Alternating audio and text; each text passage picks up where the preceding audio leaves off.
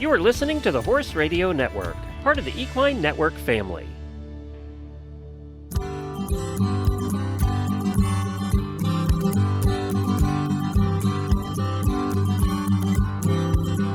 Welcome to this episode of the Business of Practice podcast, where we focus on the physical, financial, and human sides of equine veterinary medicine.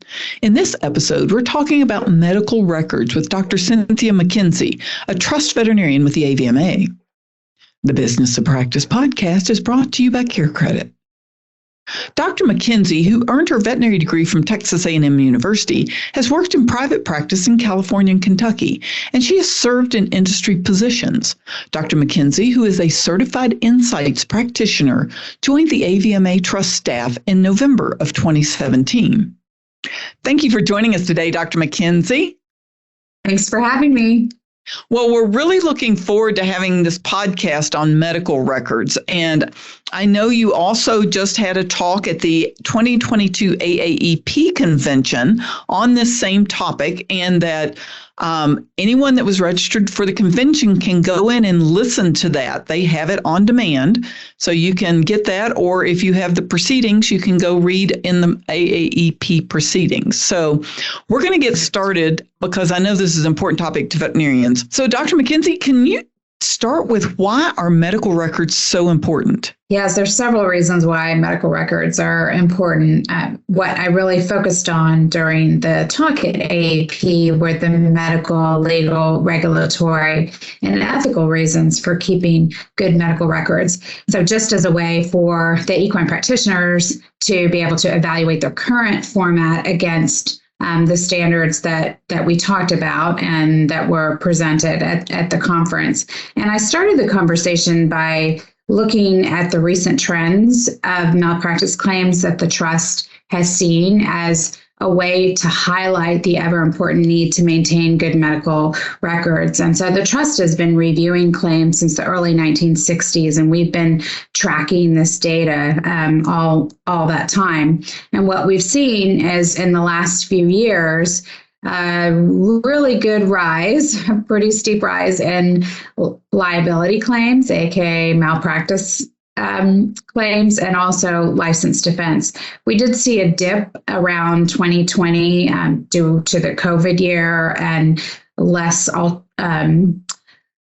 surgeries being done during that time, elective surgeries, all of that. But then since 2020, we've seen a really steady increase in both the professional liability claims and also the license defense claim numbers. And when I teased out just the equine numbers, equine is up 15% year over year with just professional liability claims. And so really veterinarians are, they're under attack for their medical records from licensing boards, but then the expectations from owners have increased. And so we really just want to highlight the need to keep good medical records as a way to defend yourself if you ever need to. And so when we look at the medical reasons for keeping good medical records, it's really to document the patient condition and medical care, but it's also there to document your standard of care. And it represents a continuation of care. So a good rule to follow is that any veterinarian who reads your records should be able to understand the horse's condition and pick up where you left off with treatment of that horse.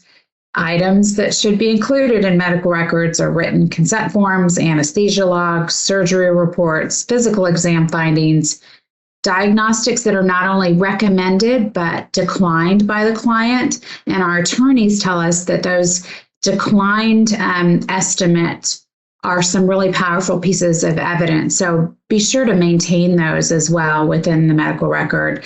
Lab results, estimates, and all forms of communication should also be in there. So that includes text messages, emails, voicemail messages, and any verbal conversations.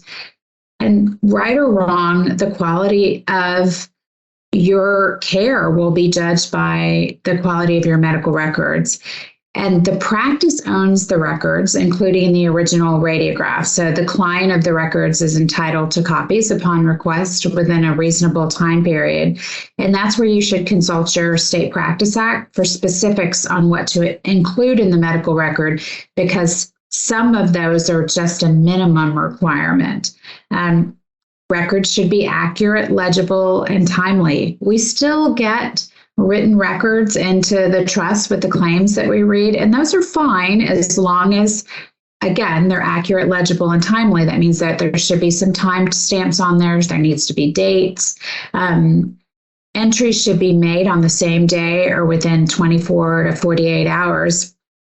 And I know how crazy equine practice can be, especially mobile practice. I was in it for a number of years, and it can be incredibly challenging to maintain invoices and medical records out in the field. But the longer you wait to document any exams and findings, the more likely that you are to forget. So again, consult your Practice Act for the specific record keeping requirements.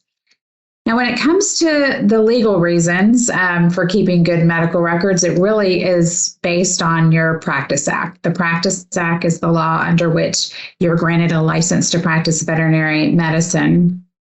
And so it has certain requirements for record keeping, like how long you should maintain the medical records. And, when an owner makes a request on the medical records, how long do you have to comply with that request, things of that nature. So really just want you to focus in on looking at your Practice Act as guidance. And if you haven't picked up a copy and looked at it recently, I highly recommend that you do so.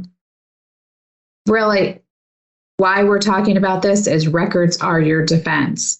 So they are crucial in the defense of malpractice lawsuits and licensor board complaints. And like I said before, the appropriate documentation is needed to support your standard of care, but also to protect against false allegations of negligence. We read a lot of claims where there's like the he said, she said, the client said this, and then the veterinarian said that, because we read both narratives from both sides. And it's really nice if the communication is documented in the medical record so that we can just get rid of those false allegations of negligence or those he said, she said situations. So again, remember, those should be accurate, legible, and timely. We want to be able to read them and be able to defend you, if possible, through that documentation. The rule of thumb, and we hear this from licensing boards and attorneys, is that if it was not recorded in the medical record, then it was not performed. The Business of Practice podcast is brought to you by CareCredit. CareCredit keeps equine veterinarians at the heart of care by providing horse owners with simple, budget-friendly financing options. By bridging the gap between cost and care, CareCredit supports healthy financial relationships between veterinarians and their clients. It can help them move forward with care a horse needs whenever and wherever it's needed. So now we'll look at the regulatory reasons for maintaining good documentation. And in the veterinary space, there certainly are many reasons why we need to be in compliance with some of these regulatory aspects. So, of course, we've mentioned the state licensing boards. The Drug Enforcement Agency, the DEA, they have specific record-keeping requirements as it relates to controlled drugs. If you perform health certificates, then, of course, the USDA APHIS has their regulations around that. Other entities also have jurisdiction. The recent federal law that was passed in regards to horse racing, the Horse Racing Integrity and Safety Authority, has very specific requirements. And some of these requirements are still yet to be ironed out, or they're in sort of a flux stage. Having gone to the AP just recently and sat in on some of those table topics and discussions, there still are a lot of things with HISA that need to be worked out. So if you're a racetrack practitioner, make sure that you are staying up to date and in tune with the changes that are being made, and particularly when the new year comes and a lot of these things go into force. Organizations like FEI and AQHA, they also have their own sets of rules and record-keeping regulations. The last one is ethical reasons, and there's really compelling ethical reasons for all practitioners and equine practitioners to maintain good medical records. And the AAP has recently had a focus on this within several of their ethical practice segments, and a number of colleagues have chimed in on those segments. And in one of them, Dr. Dunleavy is quoted as saying that the accountability of complete medical records is an ethical goal that we should all strive for. And as a reminder, the AVMA Principles of Veterinary Medical Ethics includes language on medical records and the need to comply with standards established by state and federal law. And then when you look at the AAP's logo, the ethical practice every day, every time slogan, I really love that because I think we can apply that motto to record keeping. You know, every visit and every day and every time we should be recording things in the medical records.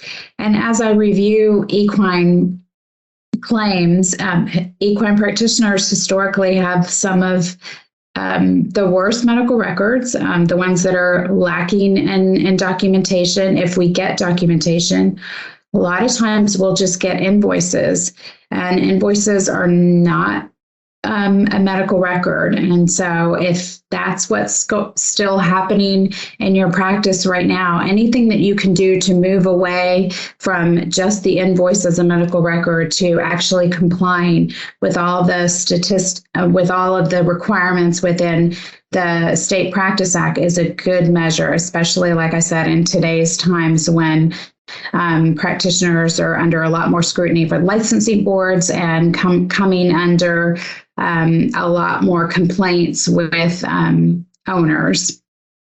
And finally, some other reasons for keeping good medical records are providing excellent customer service. I recently participated in a webinar, a record-keeping webinar with AAP. It was in last month in October. Yeah, we're still in November. And Dr. Mark Baus participated in it. And I really liked what he said about his reason for keeping good medical records is really just this whole customer service aspect, that he provides medical records to clients even before they ask for them, like after an exam, and that it's really just helped him with his clientele. And I just thought it was worth mentioning as another good aspect of it that I hadn't even really thought of. And finally, good records can be a rich source of data for research purposes, and also just looking at trends within your specific practice. And so those were some of the things that we highlighted as reasons for good medical record keeping. And then some best practice tips for improving record keeping. I call them the 3 T's. Templates, technology, and technicians. And templates was one of the other things that came out of that webinar with AAP. And again, Dr. Baus uses templates, and he provided some of them, and I included it in my AAP talk. But if you're not using templates, it's really an excellent way to help you jumpstart your medical records and really just have that efficiency and accuracy that the medical records should have. Technology, particularly for mobile practitioners that are out there, looking at a voice dictation system. There were 2 companies that exhibited at AAP. One was Talkatoo and the other is Dragon. And I know that they have voice dictation systems. That's a good way for practitioners that are going from farm to farm and maybe they don't have a technician with them, that they can capture stuff that can go in your medical records. Of course, cell phones for text, pictures, and videos. But you just need to make sure that you have a way to incorporate those into the medical record. And then finally, technicians. I know we've had a tremendous focus in recent years about how to utilize technicians, and particularly equine and mobile practitioners. Using them for medical records is just another bonus to help empower them. And part of this process is an excellent incentive, I think, for both in hospital and in the field. Yeah, we all recognize the value of our technicians and support staff. Empower them to help us assist with good record keeping, both in the hospital and out in the field. I mean, they really are the secret weapon to both efficiency and effectiveness. And then is there anything else, Dr. MacKenzie, that you would like to add? You've given us a lot of information and a lot of things to think about today. One final best practice tip, and then I'll sum it up with the the take-home point. But the final best practice tip is review your Practice Act. And I've said it a couple times just in this segment, but there are changes constantly being made to these practice acts. So, for example, the Texas Board of Veterinary Medical Examiners recently adopted a completely revised version of its patient record keeping rule. If you haven't checked it out and you're practicing in Texas, you really need to do that. It took effect in August 16th of this year.